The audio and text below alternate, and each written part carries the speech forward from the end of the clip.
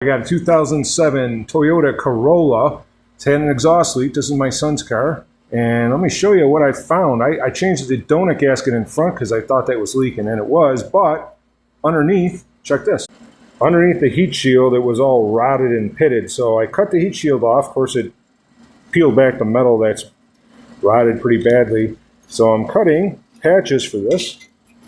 And I'm going to weld them in. Now, I found a converter online and bought a brand new converter for it, but here's the problem. That flange is about a 1/4 inch smaller in diameter, so we'll weld that up, see what it looks like. Not the prettiest, but it's all welded up. Now I can put it back in and hopefully it won't leak. Thanks for watching. Please like and subscribe.